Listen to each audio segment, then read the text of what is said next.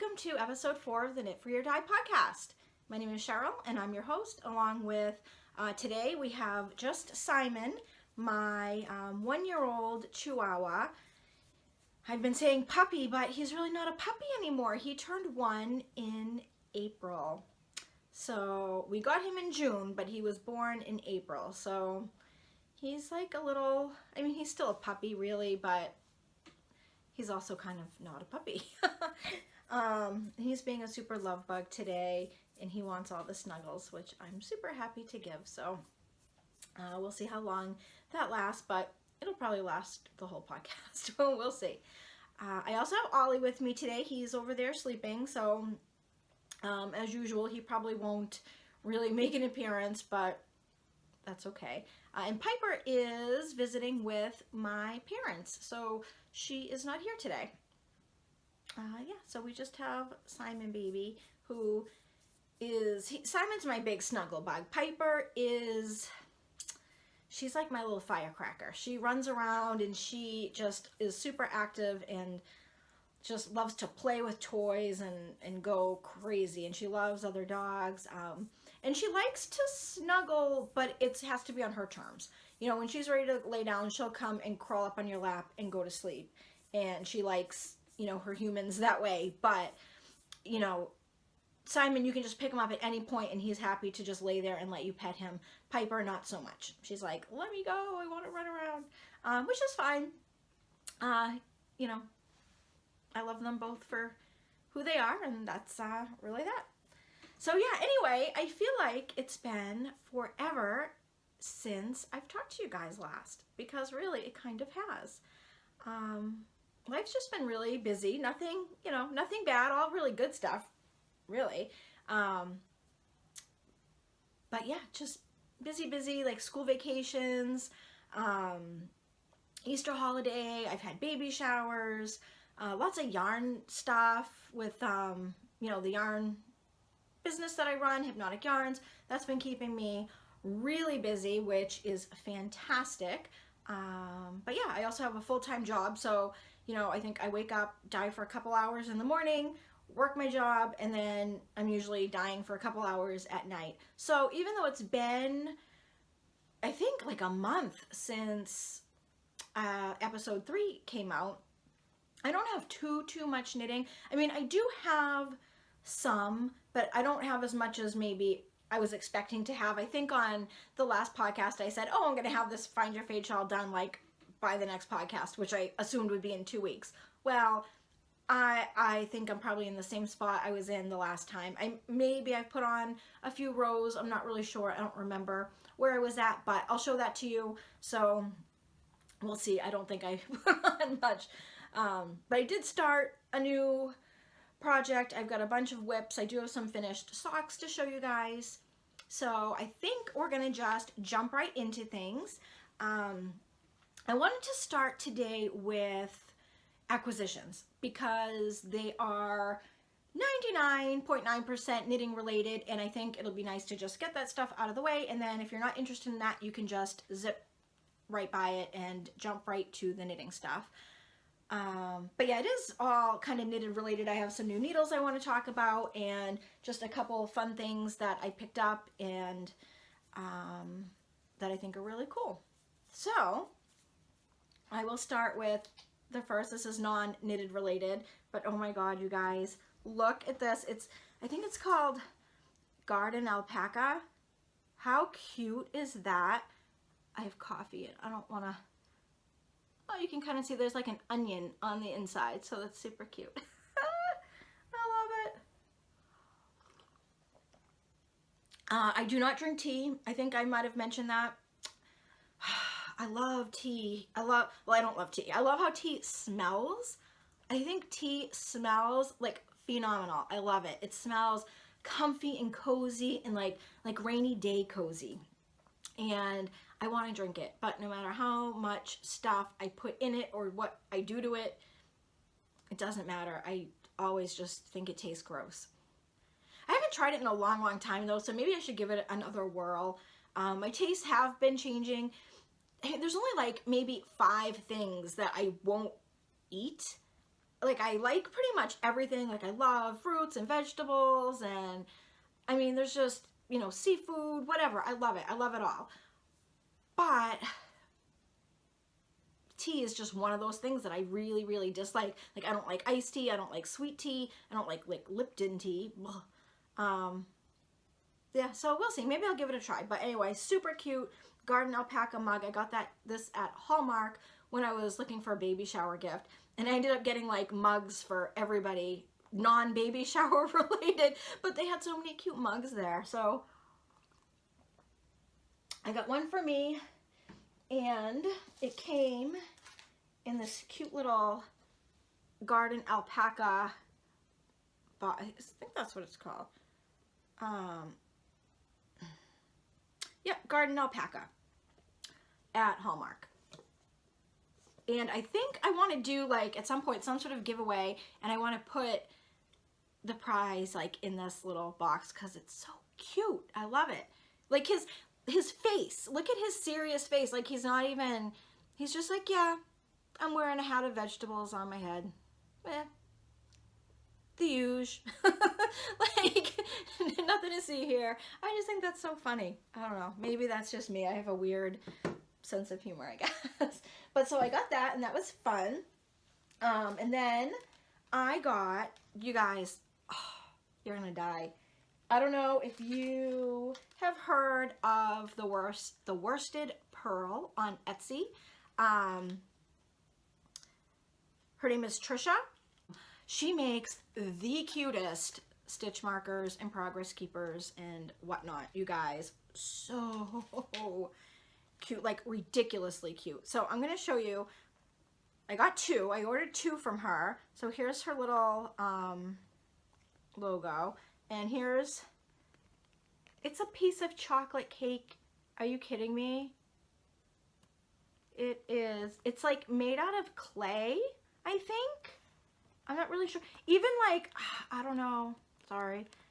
I don't know if you can see this, but like even it's textured. It's like even the cake looks actually like it's cake. It's textured and everything.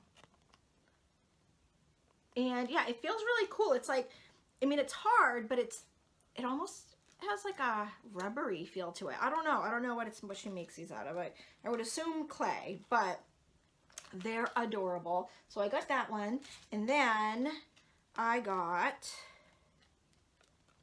this one. You guys, I'm gonna get it the right way. Oh, sorry. Do you see this? It's a waffle. It is a flipping heart-shaped waffle with syrup and butter. That's right, syrup and butter. It's so cute. It is so cute. Let me see.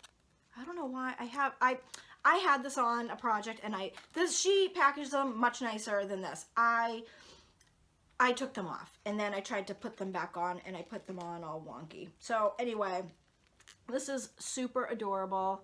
Waffle, butter, syrup.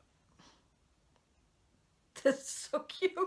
So she's got a bunch. She has a pretzel that's really adorable, and she has a s'more, and she's got a peanut butter and jelly sandwich and a grilled cheese sandwich.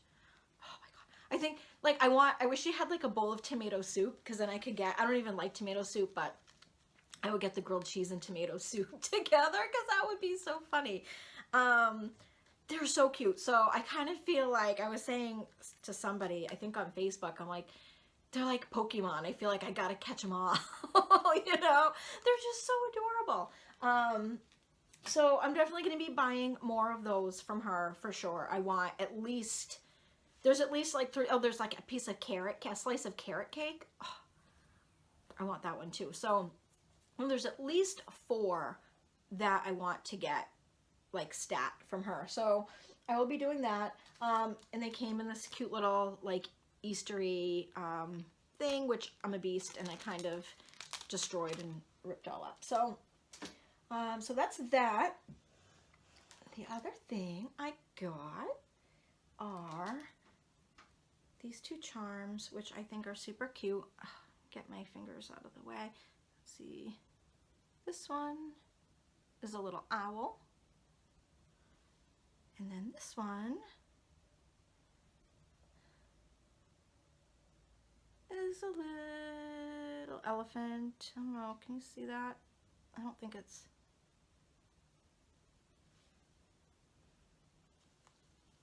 Well, anyway, it's a little elephant. It's super cute.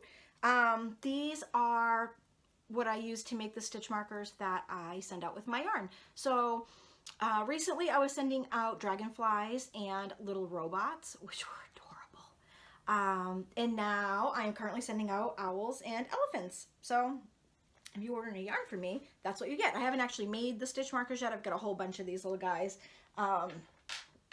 So I'll be putting those together probably this weekend.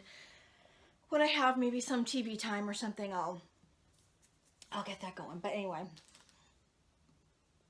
other thing I got is another pair of 9-inch circulars. So it was episode 1 or 2, I was telling you guys how I started using 9-inch circular needles for my socks. And prior to that, I used Magic Loop. I learned how to knit on Magic Loop. Like, pretty much, I've never ever used DPNs in my life. I used, at flat, I used long, like a long 40-inch circular needle, and that's how I learned to knit flat.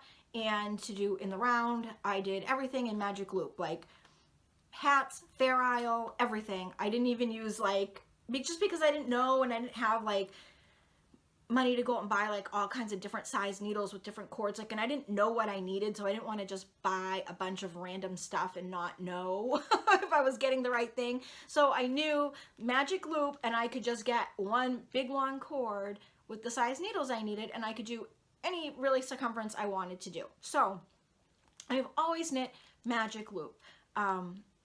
Later on, I did, you know, for different things like hats and stuff, I did get like 16-inch circulars. But from the get-go, Magic Loop all the way. And I still love Magic Loop. I think it's great. I think it's a great way to knit. I do. I think, yes, it can be a little bit fiddly if you're doing like socks at first when you're casting on. I don't do like, there's like a Magic Loop cast on. I don't do that. If I'm gonna do Magic Loop, I'll cast on all my stitches and then just separate them, or I'll cast on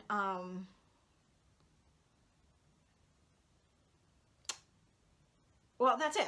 That's what I do. I'm sorry, I don't just like I went a little blank for a minute. No, I'll just cast on, like, because you can do a cast on where you hold your needles together and you cast on half the stitches on one needle and half the stitches on the other needle, like for Magic Loop. And I think like if you're doing it 2 at a time, 2 socks at a time, you kind of have to do that if you're casting them on Magic Loop.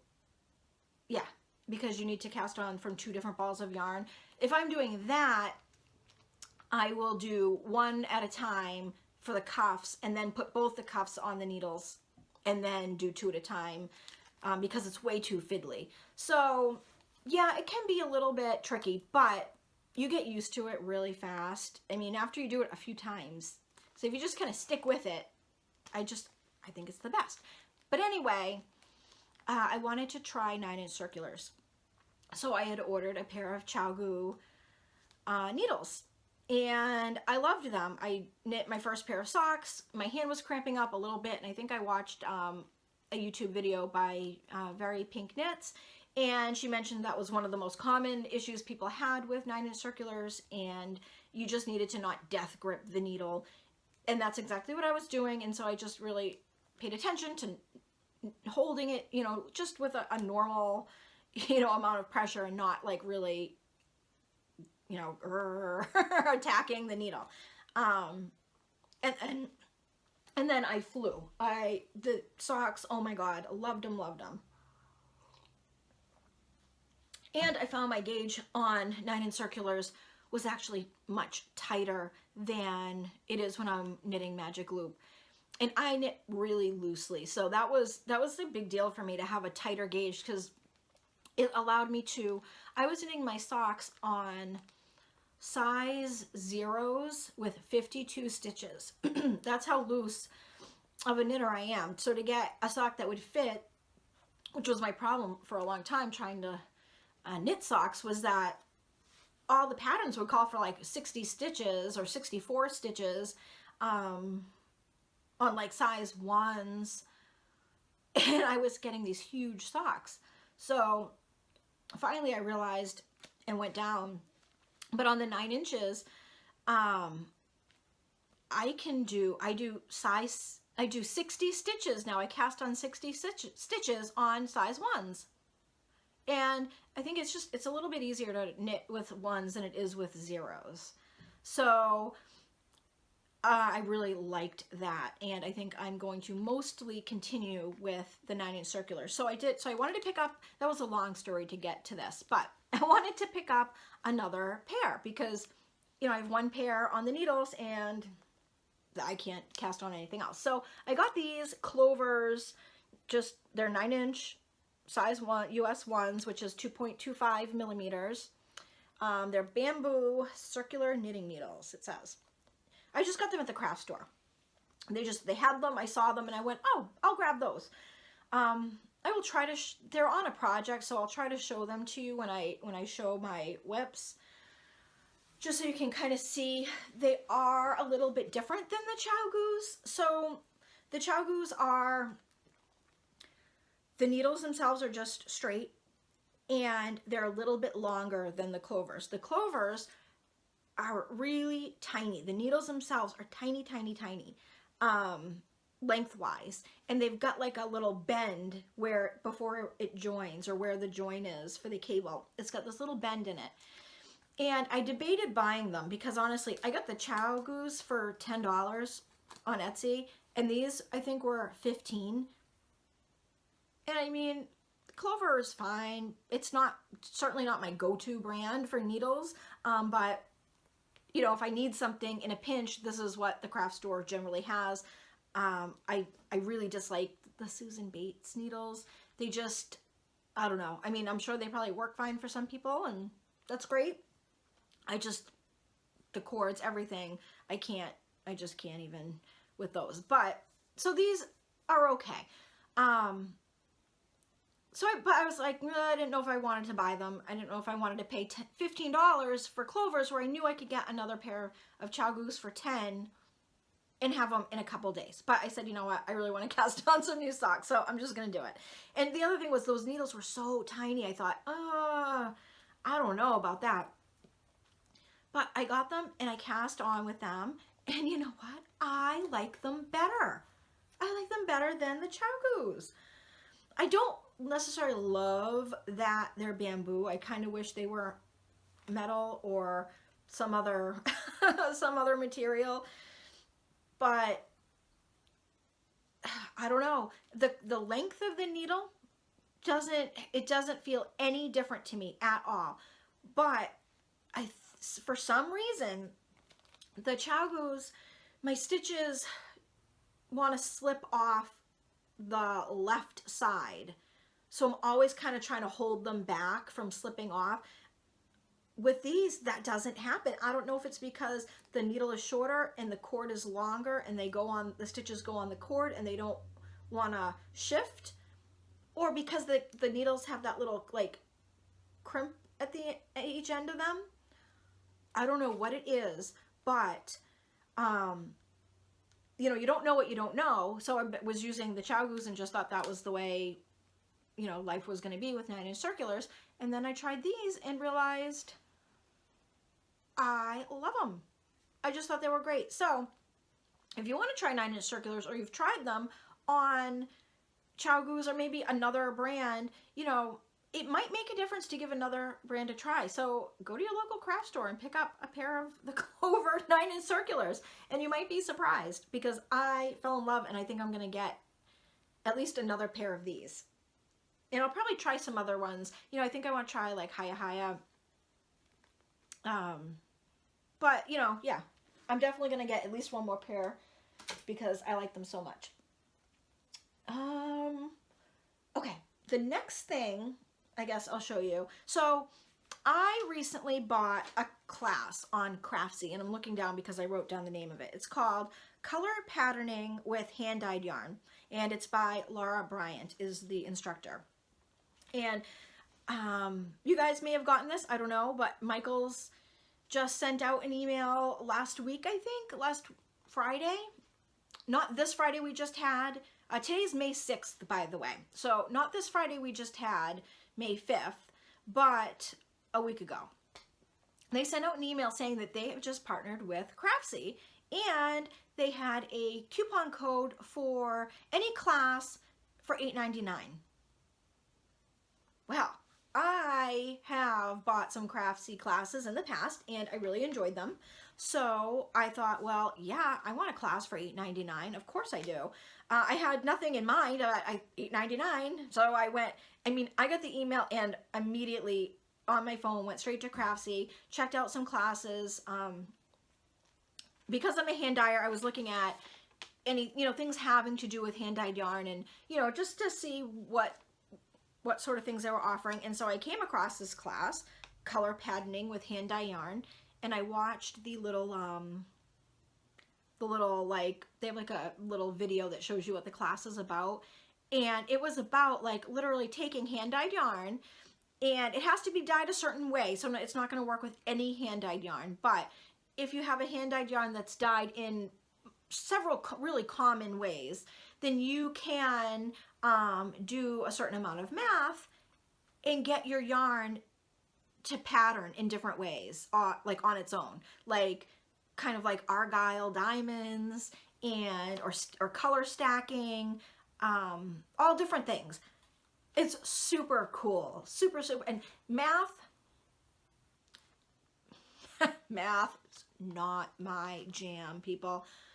Like, it's embarrassing, but it's like a disability. I'm lucky that I can count. Like, I don't know. I always wonder if there's like a thing, because when you talk math at me, it's like I literally go blank. Like, I feel the switch happening in my brain. Like, I go completely blank, like numb or something. I can't, when you talk numbers, it's like nothing happens in my head. I don't know if anybody else has that sort of issue. It's embarrassing to talk about it a little bit, but yeah, it's really, really hard. Math is really, really hard for me. So, I almost like equate it to somebody who has dyslexia, and how, reading and words visually are really hard for them. That's how math is for me. So I was a little intimidated, but and don't get me wrong, I can do math. I can do basic math, especially if I'm writing it down and I have like a formula I can follow. It's just, I can't do math in my head. I can't like just know things that like people seem to like be able to just do on the fly. I cannot do any of those things at all. Like when I do math, it's like, okay, if I'm adding, it's like I'm looking up in my brain and I'm seeing it on paper, and I'm like adding this number plus this number, and I'm carrying the one, and I'm doing it like I was like, like I'm a fifth grader and you're writing it down. So, but she has worksheets. So I'm telling you this because if you're intimidated by math at all, she has a worksheet that tells you, okay, this is what you need to do to get this number, write this number here. This is what you need to get this number, write this number here, and then do this, and then do that. So you don't have to know the math. She walks you through, and there is a worksheet that you can print out and use over and over again. And the math is a very small portion. You just need to get a certain number of like stitches, I think. You need to know, I don't know, I can't even explain it, but you need to get this certain number so that then you can go on and do a certain stitch count and get these different patterns that you would like to get. So the class is really cool, and I'm still watching it. I think maybe I'm halfway through, but if you use hand-dyed yarn, I don't really think it works as much for socks, so with that caveat, but if you use hand-dyed yarn for things like anything knit flat or anything that's a larger circular, like a cowl and like scarves, things like that, you can do some really cool stuff with hand-dyed yarn if you try this class. And if you have that coupon, that would be a really good way to use it if you were thinking what you wanted to use your coupon on. So I got that class, but she did give a tip in this class, and I thought it was really cool. It had to do with weaving in ends. And she said, I'm not a sewer at all. So if you sew, you might possibly very well know this. But she was talking about weaving in her ends and how sometimes, you know, those ends can still pop out when, you know, knitting is stretched and whatnot. And I've had that happen to me, and I hate it. And I know you don't want to tie knots in your ends before you weave them in, and it's been an issue for me. So that's why I thought this was so cool. So she said you weave in your ends, and then you snip the end, and then you use this little stuff called fray check, and it's like a liquid nylon. And in sewing, it stops your fabric from fraying. So when you cut it and you get all those like frays along the edge, you can, I guess, use this, and it stops that from happening. So, so when you cut your end, after, you know, you weave it and you do all the normal things you would do, but then you just, and this can come out kind of quickly because you got to snip the tip off to use it. You just put a dot of that like in where the end is. It dries like really, really fast, and that end will not come out because you've now, I mean, I want to say glued it. It's not glue, and you can't feel it at all. Like I've done it in my socks where I switch colors for afterthought heels and toes and stuff. So I've tried it. You can't feel this at all in the sock when you're wearing it. So I highly recommend, if you have an issue with your ends popping out, or just weaving in ends in general kind of freaks you out because, you know, you're afraid those ends just aren't going to stay, especially gift knitting. I'm always afraid someone's going to wash something and then the ends are going to come out, and how embarrassing is that? So anyway, it's called Fray Check. I got it at AC Moore, so I'm sure they would have it at like Michael's, Joann's. I'm sure you could find it online, probably on Amazon, anywhere. It's like a common thing, and it's super cool. So give that a go if you want to. And the other thing I got was these little split ring markers, because you need these for that crafty class to, you need to mark your yarn, not your stitches. So you don't need a stitch marker. You actually need to mark your yarn. So you put these like right through the yarn.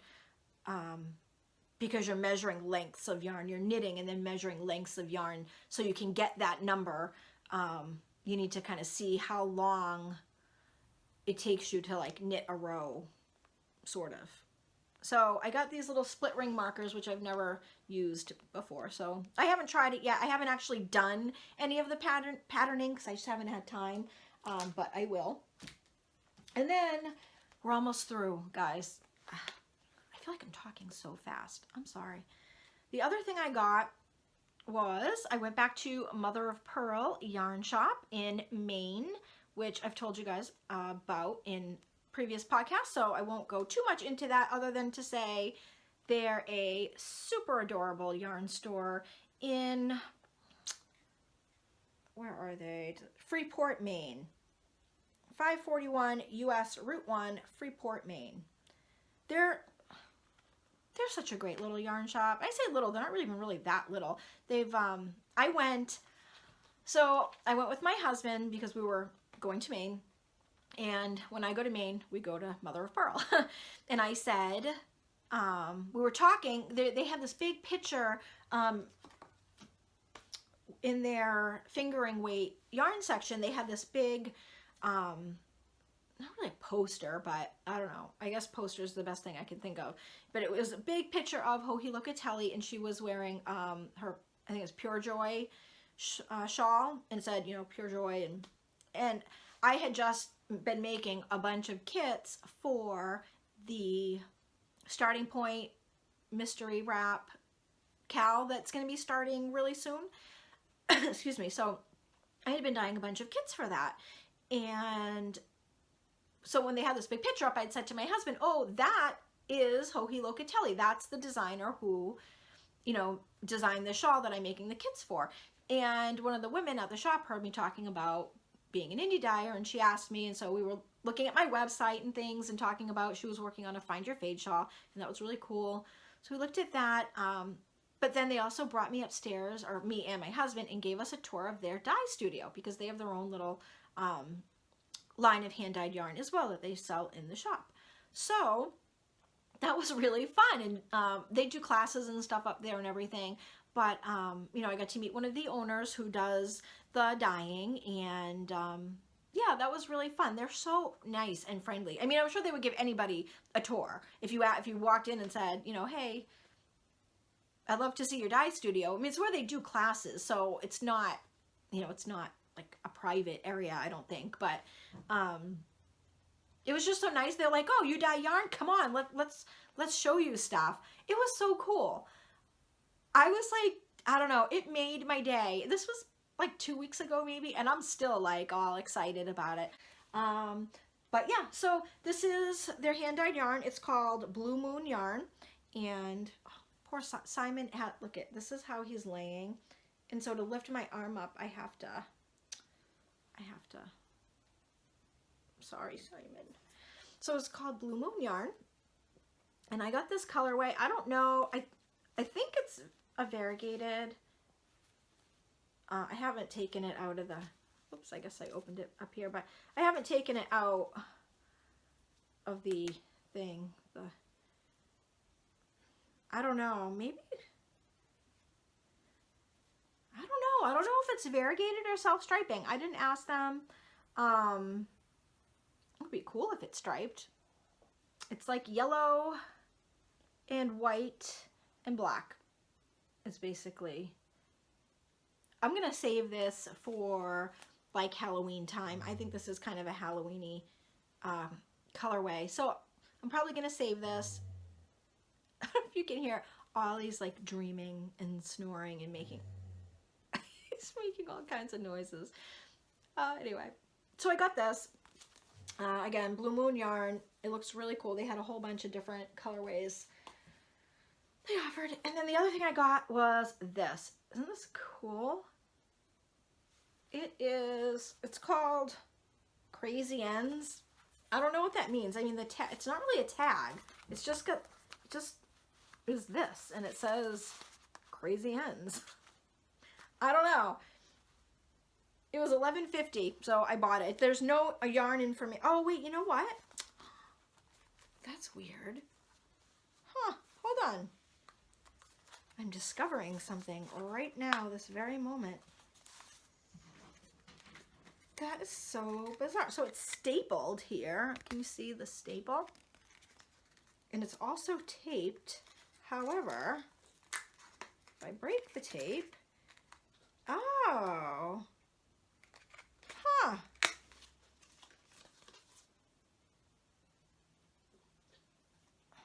I don't know. It says also Blue Moon yarn by Mother of Pearl.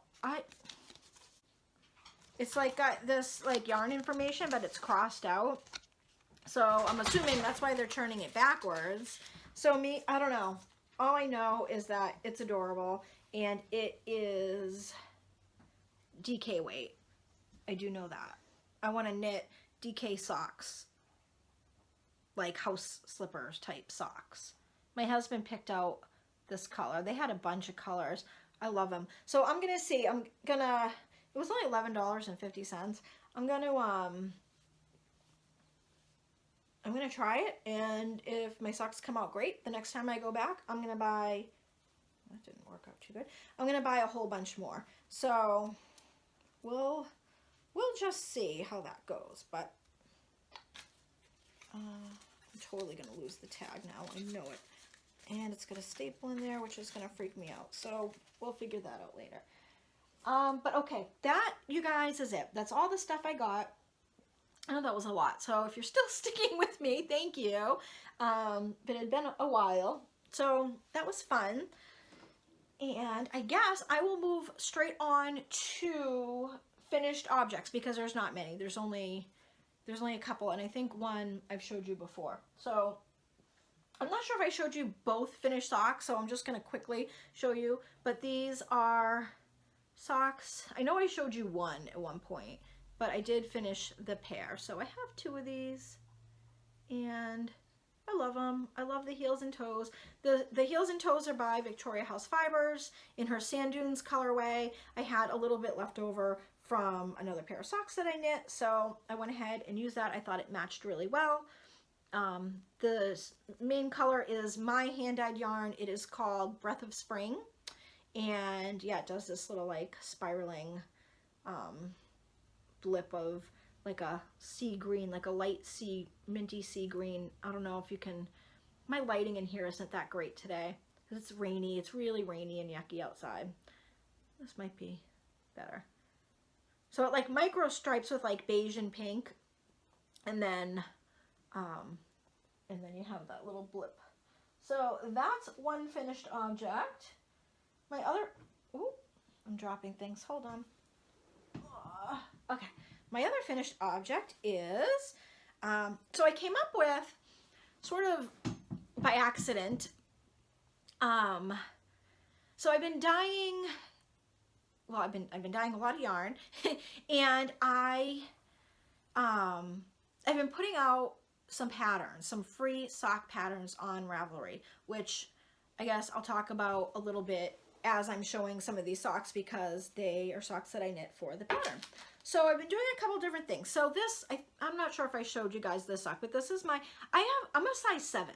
So these look small, but they actually fit my size 7 foot. They're just ankle socks. I love like little shorty socks. They're mostly what I knit. I think I've talked about that before. I am starting to do some longer socks, but now that it's going to be warmer out again, I'm going to be right back to the short socks. So pretty much all my socks you're going to see. I have this weird stitch on this one. I don't know what that is. So this is my Good Morning colorway, which is probably my most popular colorway by like far. Like, I don't know. It was so funny. I didn't think people were really going to like this colorway. I dyed it, I knit it up, and I posted it on Facebook, and people really, really liked it. And I was surprised because I showed my husband, and he was like, eh, I don't know. He didn't love it, and I thought, oh, I like it, but maybe people aren't going to care for it that much. But they really did. So that was fun and exciting. This is on my BFL nylon, but I also have it on 80/20 superwash merino nylon, and it's like got pink and like a peachy orange, and then yellow and purple, that kind of stripe, and then the heels and toes are in my it's called Faded Blue Jeans. So it's like a tonal, like gray blue. So I knit this sock, and I put out a pattern for this sock, and it's called Espresso Shot Shorty Socks, which is total tongue twister there. And yeah, so I had one sock, and that was all well and good. And then I decided that I was going to try my hand at some self-striping yarn, which is something that I wanted to do for a long, long time. And so finally, with my last yarn order, I got some yarn that I could do self-striping with. So I thought, well, what should I do for colors? And since it was going to be my very first skein of self-striping, I decided I was going to pick colors from my Good Morning colorway, because it is such a popular colorway of mine that, you know, I couldn't really go wrong with those colors. So I dyed up a skein of that, and of course I wanted to knit it to see, you know, how did I do? And I came up with this sock, which both of these were knit on 9-inch circulars. So this is my Good Morning self-striping colorway. I don't know why there's like a stitch that looks like it's popping out there, but it's really not. I don't know why it looks like that. So it goes like an ochre yellow, a pink, a purple, and an orange. And then it just repeats. And they're all, you know, it's like small. They're not big stripes. They're small stripes. And then the heels and toes are in my Lemon Drizzle colorway. It's just like a cream with just a tiny, tiny hint of yellow. Yeah, Oh, this is like slipping off the thing. But so I that and that together. And when I put them like together like that, I thought, and I took a picture, and I thought, you know, these are really cute together. Like the colors match, but they're mismatched socks. Although, you know, they're not so crazy out there because they're the same exact, you know, I use the same amounts of dyes and to get the same sort of tones and everything. So I thought, well, my daughter loves mismatched socks. She's always worn mismatched socks. She's 23 now, and she still wears mismatched. So her socks never match. Well, at least never when I see her do they match. And I always thought that was so funny. And, you know, it always brings a smile to my face whenever I see her like really random socks. So I thought, oh, that's perfect. I'm just going to put these two individual socks together as a pair, and I will gift them to her for Christmas. Great, right? So I posted them, and I got so many responses from people saying they really, really like mismatched socks, or their kids like mismatched socks, or, you know, how popular mismatched socks are. And I knew that because even you can go to the store and buy like cotton socks, and they now sell like, you know, like solids and then print that don't match. You have to, you know, they're mismatched socks. And I thought, oh my gosh, wouldn't it be fun to sell like a mismatched sock kit? So you don't have to, I mean, yes, you can stash bust, certainly, for shorty socks. Of course you can, and that's great. But you're not going to get colors that are that closely related. So, you know, if you want something that's really, you know, wild, and okay, one sock is going to be this variegated and one sock is going to be something totally different, you know, that's very cool too. There's nothing wrong with that. But if you want something that's a little more matched yet still mismatched, you would have to buy two full-size skeins to do that, and then, you know, knit socks from both skeins, which is fine. But, you know, I thought, why not offer a kit where you can get a 50-gram skein of yarn of the variegated and a 50-gram skein of the self-striping, and the colors are going to match up, and you can get your own mismatched socks and not have to buy two full skeins of yarn. Because, I mean, if you were going to buy a full skein of self-striping yarn, you're going to pay like $30 for like hand-dyed self-striping yarn. And then you're going to pay, I mean, you're going to pay a lot of money to get one pair of mismatched shorty socks. Well, you can knit more than that, but, you know, you're going to pay a lot. And then, you know, if you want to do contrasting heels and toes, I mean, that just gets pretty expensive. So I thought it would be really cute to offer a kit. So it comes with 50 grams of variegated, 50 grams of self-striping in a matching colorway, and a 20-gram mini for contrasting heels and toes. So I'm calling it my perfectly mismatched shorty sock kit. And they've been really popular. And I'm so surprised. I mean, I put it together hoping they would be popular, but I just think it's cool that they are popular, and I've had to like re-dye a few of them, and yeah, I'm just like completely, I don't know, it just makes me so happy. It warms my heart, and it brings me so much joy to see that, you know, maybe somebody else is going to just think that that's really fun or really cute or something like that. So anyway, so that's my story about how the perfectly mismatched shorty sock kits were born. And I just thought that was so fun. So, all right, I'm going to put Simon down because now say goodbye, Simon. Goodbye. Oh, yes, you go, so baby. Oh, the big yawns, okay. All right, so that's it for finished objects. That's all I got for you. One pair of socks that I showed you before, I think, and then one mismatched pair of socks. Everything else is a whip. So I'm gonna go through my sock whips really quick, and then I will show you. I have two shawls that are going on, and then we will pretty much be done. I was gonna show you not a ton of yarn, but I do have a little bit of yarn, just a tiny bit, and some shop news and stuff if anyone is interested in that. So for whips, let's see. I've got a couple different things going on. So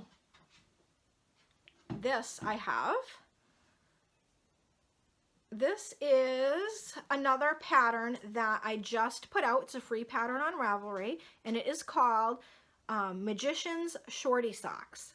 And I called it Magician's because I really think that this pattern on the front is magical. I think what it does to yarn, look at that. It's so cool. It looks like mermaid scales or like feathers, or I don't know. I think it's really cool. But there's a lot of like mermaid stuff out there, and even though, you know, I do think it looks like that, I really thought it was magical because it is an easy 4-row repeat, and 2 of those rows are knit all around, every other row. So it's similar to like a Hermione's Everyday Sock or like a Blueberry Waffle Sock, where it's a 4-row repeat, and you're, you know, doing the pattern and then a knit row and then the pattern that kind of is offset. It's the same pattern, but it's just offset by like a stitch or 2 or whatever. So you get kind of like that spiraling effect. And then you knit again, and then you just do it over and over and over again until you get the length of sock that you want. So I really did think it was magical how it came out. It took me a bit to figure out some things because it is a spiraling pattern. And so when you're knitting the leg part, that's all well and good because you're going around and around and it's spiraling. Great. But then when you get to just doing the instep, and then you're doing like the sole in stockinette, and you're doing this only, well, the spiral stops. And so so if you don't do certain things, then, so let me just back up a little bit. So I knit this sock like 4 times, I think, in different yarn. I ripped them all out, the other ones, because they weren't full socks. I, you know, was knitting them to like here without the heel, because this is an afterthought heel. So I was getting to here, you know, a little bit after the stockinette part on the sole, and I'm like, this is not right. And I couldn't, at first I thought like, oh, I messed up my stitch count somewhere. I thought it was just I made mistakes, but it turned out, nope. It was because I needed to adjust the pattern so that you would still get that spiral effect on the front, even though you weren't going all the way around the sock. So that took a bit of figuring out. And once I did figure it out, I thought that was pretty cool. And I've had it test knit by several people, and they have all successful. Well, not all of them haven't finished, but I did put the pattern out anyway because the ones that had finished were able to make successful pairs of socks. And, you know, we made a couple of changes to the pattern based on their feedback. When I say we, I mean me. Yeah, whenever I'm talking to my husband and I say, you know how we do that? We say like, oh, we should cut the grass, or we should get the mail, or, you know, whatever it is, we should take out the trash. And by we, I mean him. He always says, what, do you got a mouse in your pocket? That cracks me up so bad. Every time he says it, I'm like, a mouse in my pocket? No, I mean, you do it. Anyway, that's off topic. So I did put the pattern out. And you guys, I put it out Thursday night at like, I don't know, it was like after 5 o'clock at night. It was after I was out of work for the day.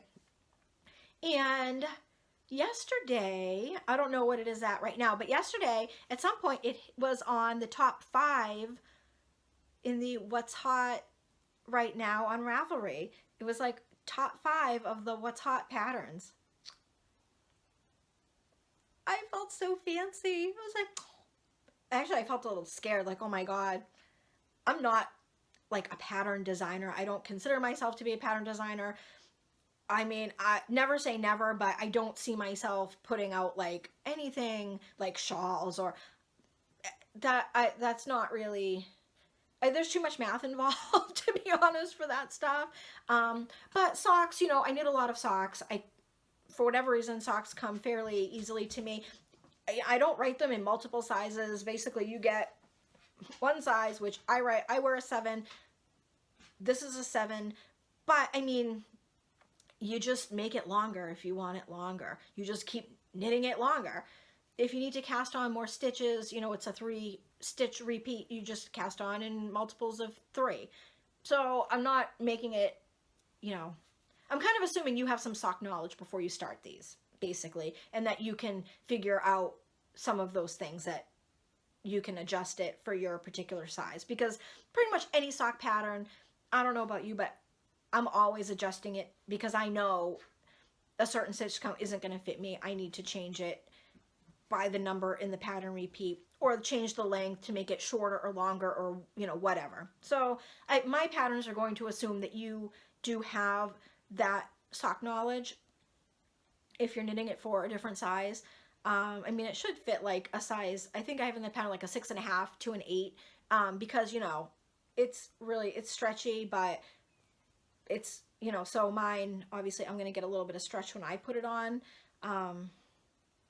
It fits kind of like a Hermione's everyday sock too. Like this patterning on the front, it gives it like this stretch, so when you put it on, it like hugs your foot. I find, anyway, for me, it hugged my foot very nicely, and I was like, oh, I wasn't, you know, it was my first time knitting it when I did the pattern, so I didn't know what to expect, and I was really surprised at how nice I thought it felt.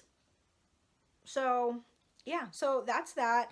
I've only knit one sock of this. I don't know, and I don't have a self-striping on this, so I don't know what I'll do, if I'll make another, so I'll probably make another one and gift these to somebody at some point. But right now, it's a hoe, and I used the lemon drizzle again for the heels and toes. I thought it looked nice with this. These were, again, knit on my Chow Goose 9-inch circulars, and I do magic loop for the heels and toes. The colorway is my Abracadabra colorway. So a quick note about the pattern and the sock and the yarn. I did dye 4 colorways to go with this particular pattern, and they're all magic themed. So if you go to my shop, you can look for the magic themed colorway names. But there's Abracadabra, there is Rabbit in a Hat, which is like a cream and pink. There's, oh no, I'm sorry, I'm lying to you. I think Sleight of Hand is the cream and pink. Sleight of Hand. Rabbit in a Hat is, I'm all over the place. I'm going to start over. It's not cream and pink.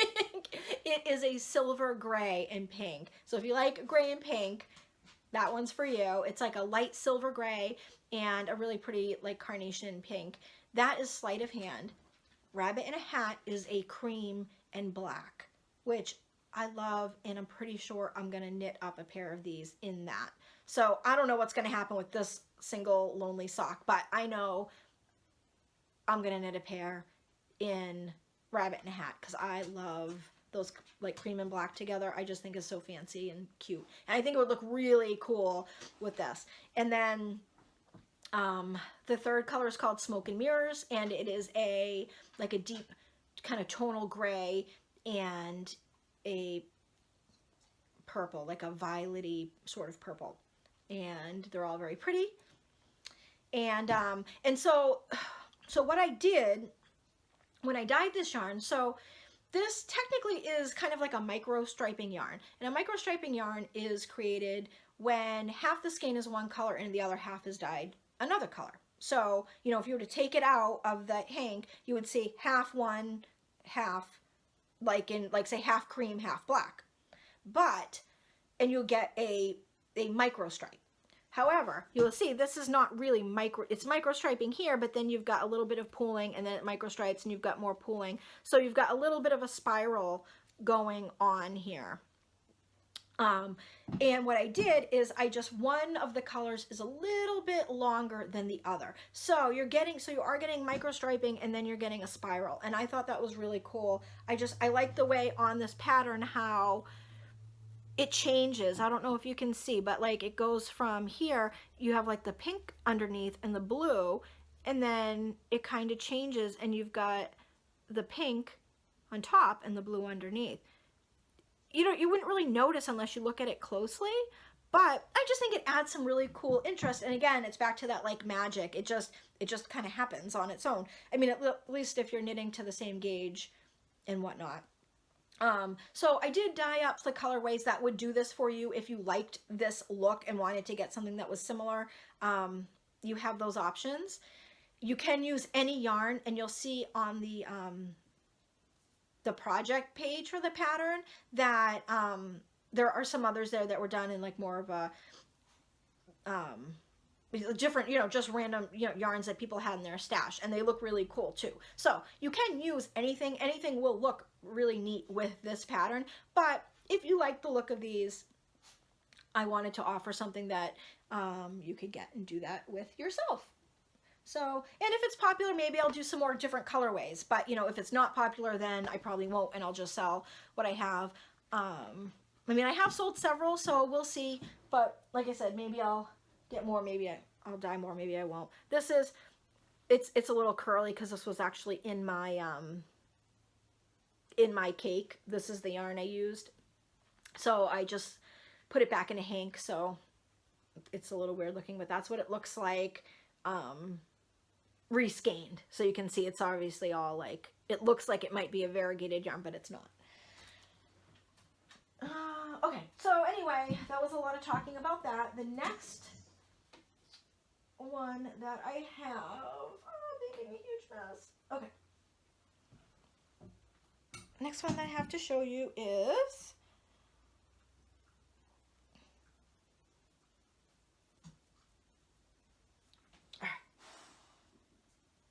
ta-da!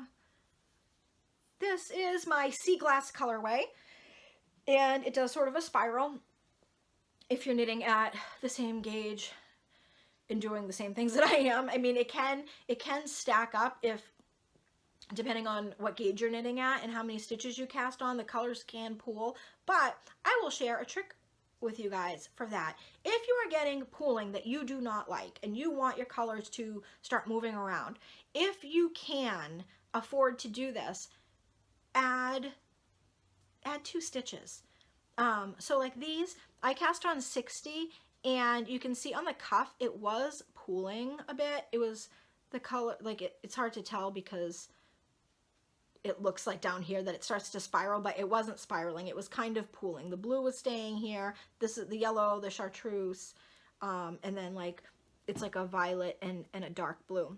They were kind of staying, and I was like, oh, I don't want this whole sock to be pooling like that. So I cast on 60 stitches, and then when I started the stockinette for the leg, I increased by 2 stitches. I just randomly, I don't know where I did it, I just randomly increased by 2 stitches. And I did like just like an invisible increase. And then it started spiraling. You may need to add more stitches than that depending on what you're working on, but 2 stitches gave me a really nice spiral. So just if you're working with hand-dyed yarn, something to think about if you're getting colors pooling that you don't like, because some people really dislike that heavy pooling. Sorry, I'm dropping things. If you can, sometimes you can't. Sometimes you have a pattern and you can't increase your stitch count. And I mean, I guess at that point it is what it is. But if you're doing a vanilla sock, go ahead and give it a whirl, right? You might love it in the end, where maybe you thought you weren't going to. So this is my sea glass colorway, and the heels and toes, forget what I named this. I think it was like either very cherry or cherry something. I forget, but this is a colorway that's one of my shorty sock, perfectly mismatched shorty sock kits. So you get this colorway, the variegated, with this 20-gram mini for the heel and toe. That's what it looks like in the hank. And this is a little cake, but you can kind of see it's kind of like a salmon pink. It's very tropical looking to me. And then this is the self-striping, right? And this is why it's a whip, because this is still in process, but that's a self-striping. I have contrast yarn in for the heel. I'm just about where I need to put the toe in, so I will do that soon. These are these are the Clover 9-inch circulars. Can you see? See how it has that little bend right there? This is, so it's, I'll take this off. Oh, okay. So, see? The needle is so tiny. Let me see. So here's my, I don't know if you can see, here's my ruler. I don't know if this will be backwards or not, but this is like the actual needle part. It's like an inch, not quite 2 inches, maybe. And then you have this like little bend, and then you have the cord. So the needle is quite a bit smaller than the ChiaoGoo needles. Well, quite a bit. I don't know. It feels like it was quite a, or it looked like it was quite a bit to me. But knitting with it, it feels the same. I think because you're holding on to the cord either way, you don't notice any difference. I didn't anyway. And I don't know if it's the bend that keeps those stitches from wanting to like push off this way, but they don't want to, they don't slip. They stay right where they're, I find I go even faster with these clovers. I love them. So yeah. So this is that, and this is, let me see, I'll take this off the blocker real quick. This is what they look like together. So see, I mean, you're getting that same color, but they're mismatched. And this will have the same color heels and toes. So, you know, they'll look like a set. I just think they're so cute. I don't know, it kills me. And I have a super awful, messy cake, huh? But that's what the self-striping looks like, caked up, more or less. Don't judge me by my messy cakes. All right, so that's that. And then we're getting to the end, guys. I promise. Sorry for all my reaching and stretching. Okay, so lastly for my perfectly mismatched sets, I have this sock. This is the Shire colorway. And I know that that's been done like the name, but I dyed it and I thought, I can't call this anything else because that's what it is. It is the Shire. And I'm a big Lord of the Rings, Hobbit fan. I don't really care for the Hobbit movies as much, but I do love the Lord of the Ring movies. I find them quite entertaining. I love me some Hobbits. I don't know if you can see, but it's got like, this is brown, and it's got like a cream and some like chartreuse green, and then this is actually almost like a blue. But next to the green, it looks almost more green. It's like a, I don't know, like a pale blue, really. And then I have this tonal beige, which I think is really pretty. I'm going to knit a sock just out of this beige. I love it. So that's one side. That's the other side. I love this color. I'm in love with this color. I don't know. It's so like earthy, yummy goodness to me. And don't mind, these, you know those like little scissors you get, the tiny little like fancy ones?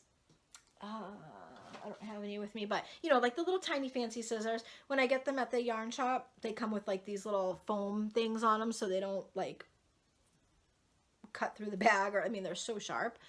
And I ran out of like the little needle point thingies, so I threw those little foam thing. I am like so fancy with my knitting, you guys. So fancy.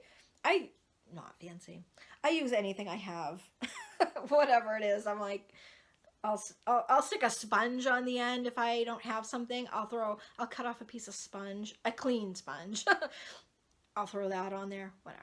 Whatever. This is the Shire in my messy cake. And I haven't started the self-striping yet, and this is super messy too, but I can't keep my yarn nice and neat. It's just not possible for me. I want to get those like yarn coats or whatever they're called that you like put over your cake to keep it from getting like, that's what I want. I need that in my life. If anyone knows where to get those, let me know. But yeah, so that and that. I mean, they look very similar, but you can see like this looks a little more muted, and this is going to be obviously clear, crisp stripes. So where the other two kind of spiraled, this is just like a true variegated, you know, there's no sort of patterning. It's very random. Very random colorway. And then this is just the beige. Don't mind my nails, you guys, too. I got dye all over myself. Oh, something I wanted to add in acquisitions that I forgot to tell you about. I'll tell you really, really quick, just because we're talking about dye in my fingernails. My husband got me these big, crazy, heat-resistant gloves. I don't know, I feel like I'm crowding the camera today. I'm sorry. You're like, why are you shoving your face in the camera? Look at these things. I feel very science-y with them on. I feel like, you know, in like E.T., when the scientists all come to like, they like quarantine the family's house. I don't think they wear like big blue gloves, but I feel like a cross between that and a Smurf. I can't, they're so funny.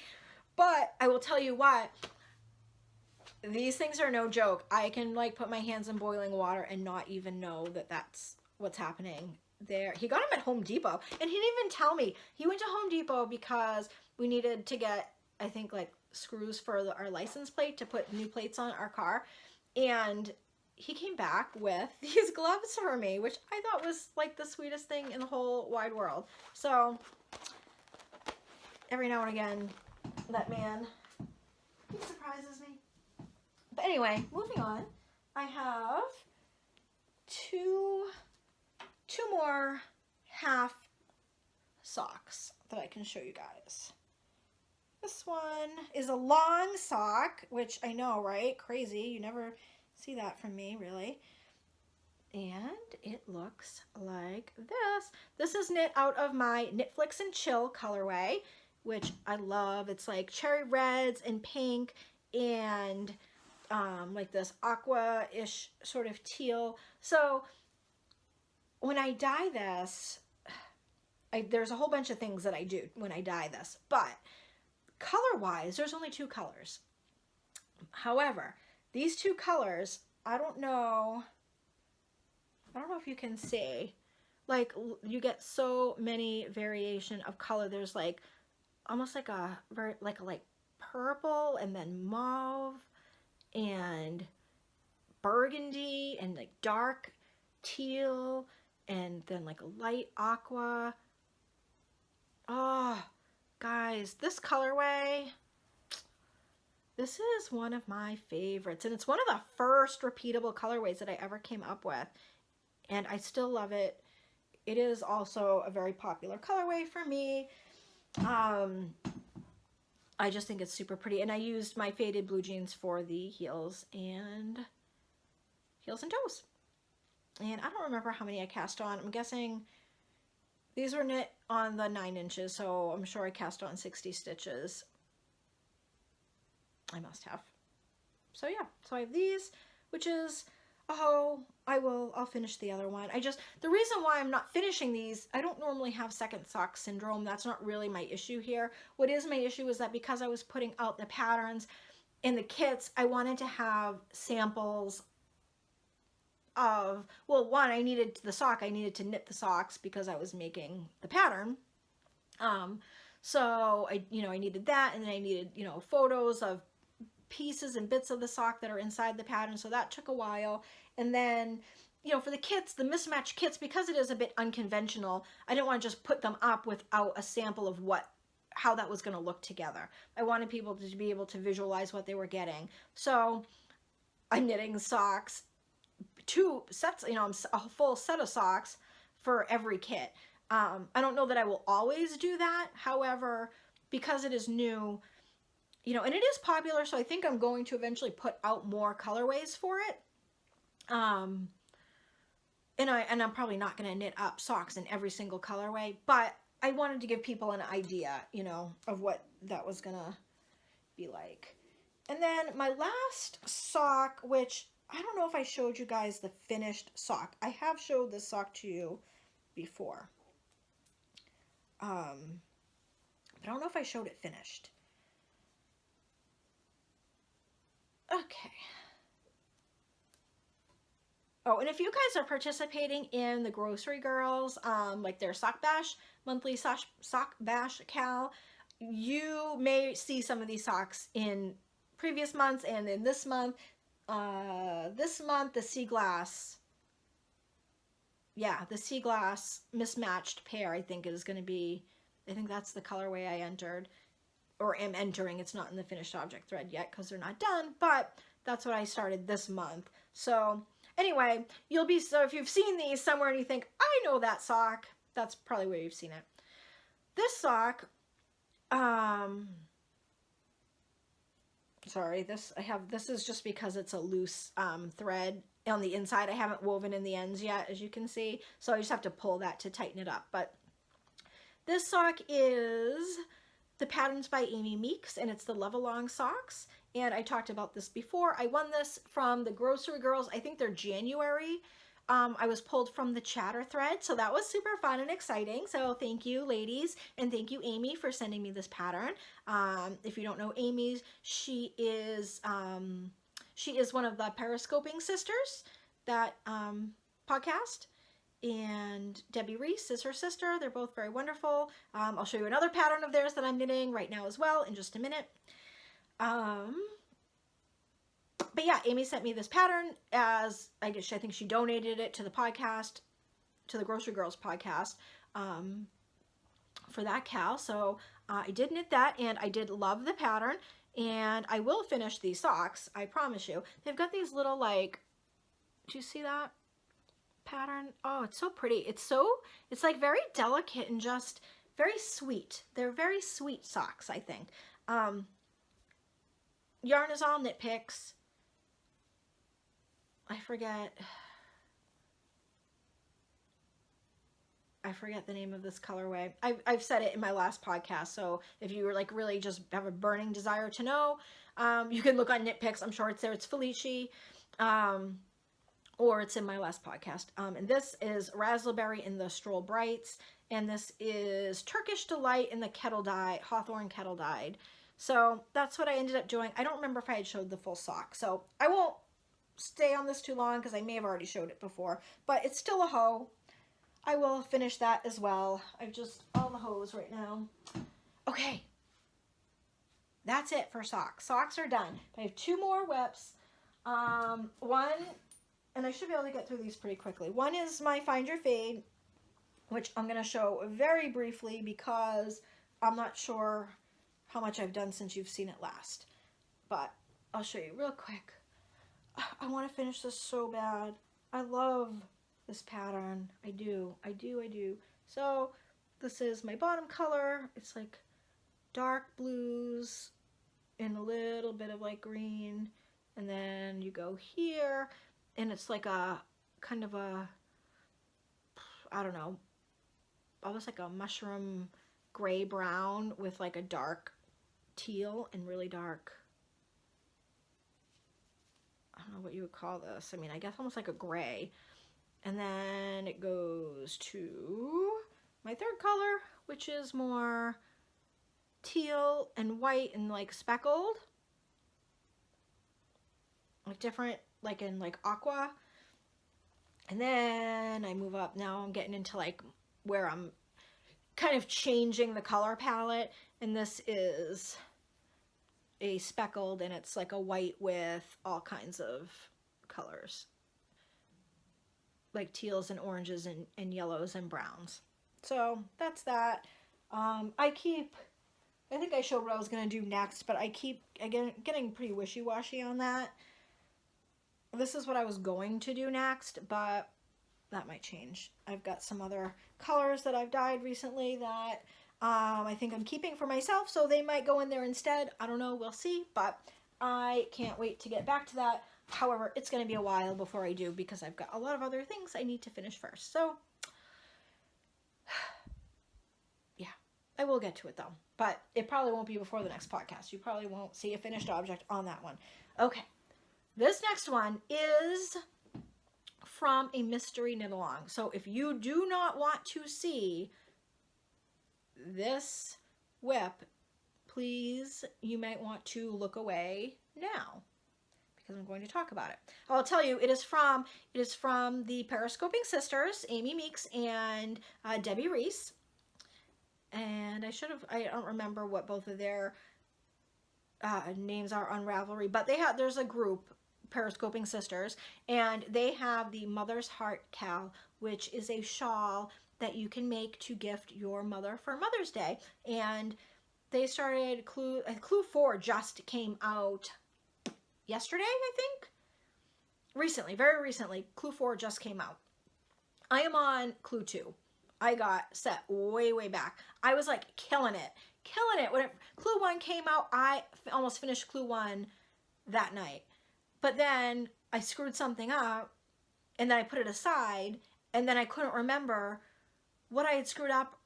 I was like, I don't know. I didn't know where I was in the pattern. I was so lost. And because it was screwed up, my count was off, my lace was off, I just frogged the whole thing. Wah, wah. That was a bummer. It was some really pretty, I was using, I think I showed it in episode 2 of the podcast. I was using the chartreuse alpaca from Juniper Moon Farms that I had gotten at Mother of Pearl during my first trip to that yarn shop in Maine. It was so pretty, and it was so soft, and it was just like drapey and beautiful, and I loved it. But I frogged it, and then I didn't want to start it again with that yarn. But I'm also knitting one for my mom. That one was not for my mom, but I am knitting one for my mom in a color that she picked out. She kind of let me know, and I dyed yarn based on her preferences. And okay, so I am going to show it now. So if you don't want to look, please, if you don't want the mystery. Now, I mean, these clues have been out for a while, so if you're knitting it, it's probably not a huge spoiler, but don't look if you don't want to see it. Okay, ready? This is what I have so far.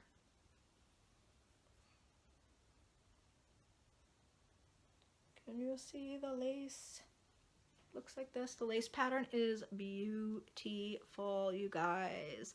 Beautiful. You start here, and then you knit it this way, and it gets like bigger, and it's really easy to remember, and it's very relaxing. And yeah, and then you have the option of adding a color here or not. I did. This just black. My mom wanted like brown. She likes brown and black. So the yarn I dyed is on my 100% superwash merino. It is so soft and squishy and drapey, and I love it. It's the same yarn that I'm dyeing the Hohi kits on for the Starting Point MCal. So yeah, so I wanted to knit with this yarn so I could see too what it was going to be like. So I do love it. I'm super happy with the yarn. It's like a beige, and it's got kind of hints of caramel in it, and then like black speckles, but the speckling is very light. It's not super speckled. So you have that, and then you have a stripe of color, and then it goes into, I don't know if you can see with the light behind it, but it goes into this really pretty pattern here. And then this, this is, I don't know, maybe I'm halfway done with Clue 2, or not quite halfway done with Clue 2. I'm planning on getting some knitting on this done, like a lot of knitting this weekend. Like I want to get through Clue 2 this weekend and get started on Clue 3.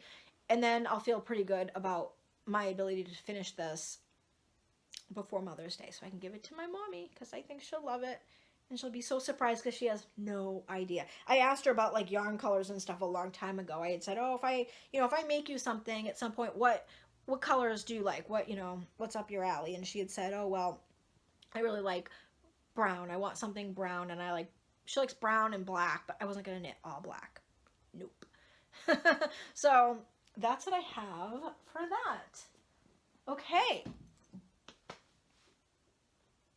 I feel like I've been talking a lot. My coffee is cold. I don't know about you guys, but I drink all temperature coffee. I think a lot of coffee drinkers do. It's if it's your coffee and it's been sitting here with you, you know, you don't care if it's necessarily gets cold. Maybe I'm wrong. Maybe tell me if I'm totally nuts about that. But I drink my coffee until it's gone. I don't care if it's cold. Okay. Oh, I do feel like I've been talking forever and ever and ever. All right. So I think, oh, you know, I probably should have said this at the beginning of the podcast, but if you would like to follow me online anywhere, you can find me on Ravelry as Knitsy Pearlsy, and that's just all one big word. And there's also a group for the podcast, Knit for Your Dye. I think it's like Knit for Your Dye podcast.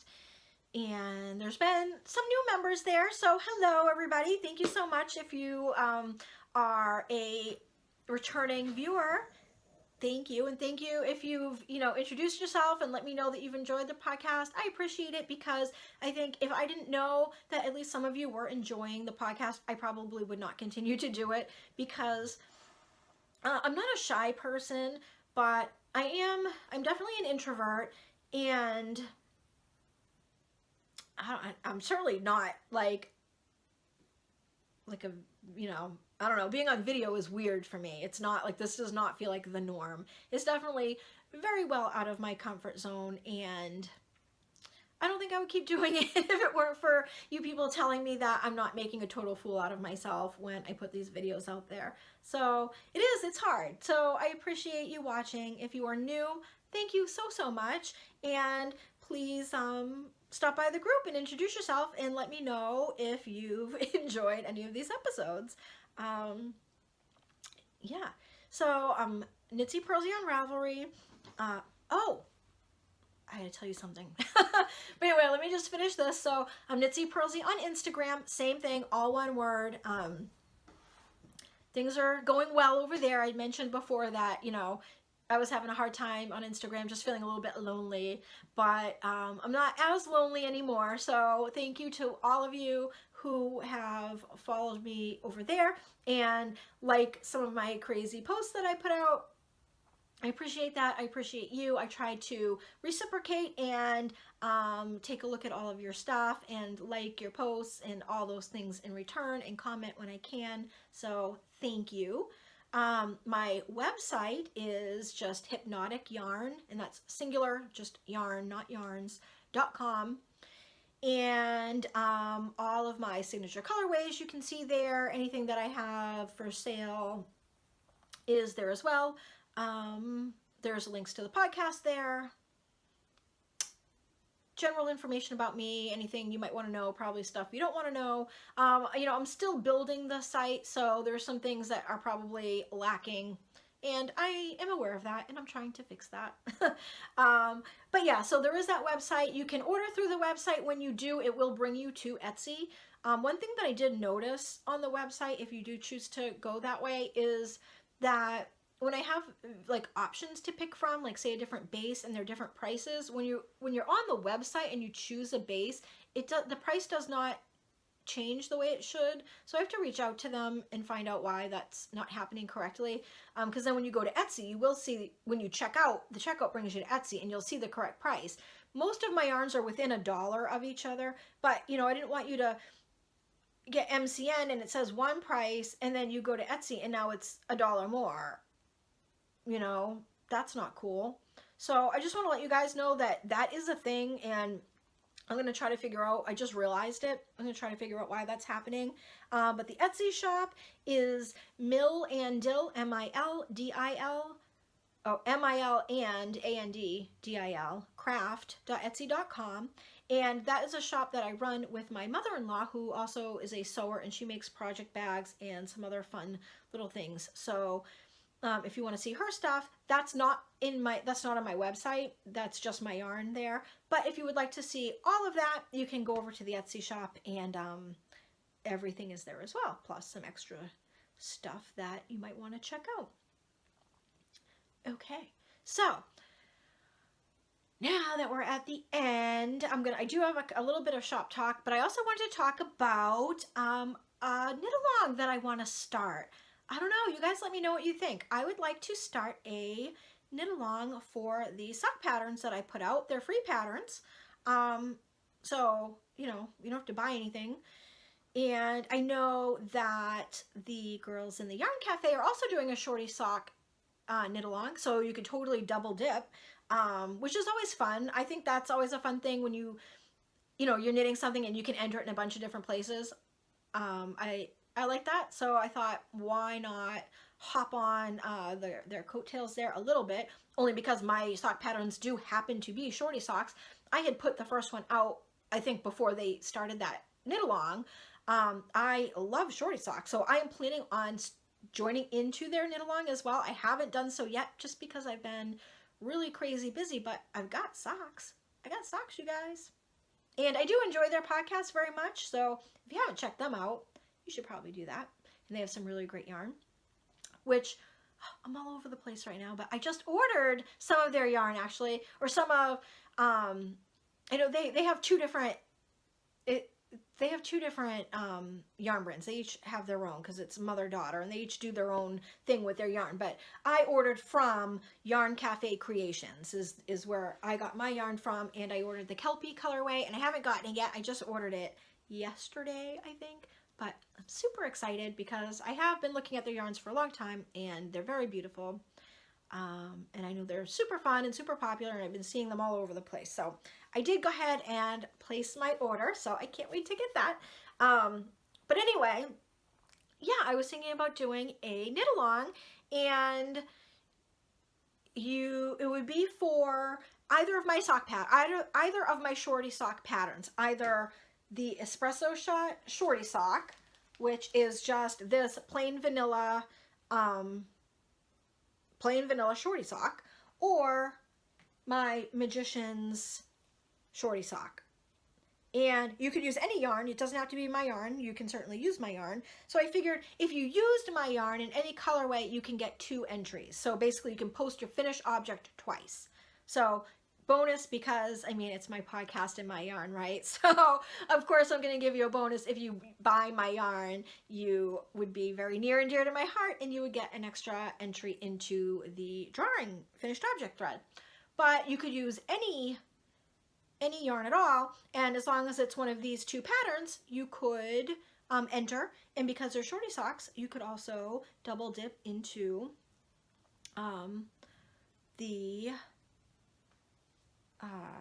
my God, I'm totally drawing a blank. The girls in the Yarn Cafe. I wanted to say Yarn Cafe Creations, but that's the name of her Etsy shop. So yeah. So what do you think about that? I mean, today's the 6th, so I was thinking about maybe starting it like May 15th. I'm not sure when that falls, but like around there, like mid-May, maybe like on a Saturday morning would be, I'd open the thread. So let me know if you guys think you would be interested in knitting some shorty socks with me. And I think maybe I keep it open until the end of August. So it wouldn't be like a month by month, like you have to do a new sock every month. It would just be open. You can enter as many socks as you want. If you use my yarn, you can enter each finished object twice for an extra drawing per pair of socks. Because I want to make it super simple, but I always think summer, if you're going to knit socks in the summer, shorty socks to me are the thing to knit. And socks are such easy travel knitting that it's what I bring with me if I'm gonna go anywhere. So yeah, if you're interested in that, please just let me know. Send me a message maybe on Ravelry, post it in the group, tell me on Instagram.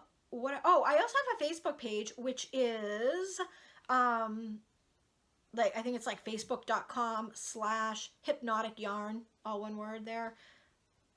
I have links to it on my listings, so if that's not correct and you're looking for that, I have links in my listings on my Etsy shop, so you could find me there. You could tell me there if you think that's a good idea, but I don't want to do it if nobody thinks they would participate, because then I would have this really empty, lonely, like, knit along thread that would be super sad. And I think I would feel really bad about it if nobody wanted to knit any of my socks in the thing. But I will say that, like, a lot of people have downloaded. So this has been out now for like a day and a half, like just over 24 hours, and there's been over almost 2,000 downloads. So people are buying or not buying, they're downloading the pattern. So, I mean, somebody's gonna want to knit these, right? Why not put in for a prize? If you can knit it and then get some prizes. I mean, I got yarn. Why not try to win some, right? So anyway, and this has had over 2,500 downloads. So, I mean, people are definitely downloading the socks. I'm trying to talk myself into this. This is what I do. This is exactly how I talk to myself when I'm not podcasting. I try to talk myself into things. But yeah, let me know. Let me know what you think. If you would like to do that. Again, it wouldn't have to be my yarn, although certainly appreciate it if it was. Okay. That is it.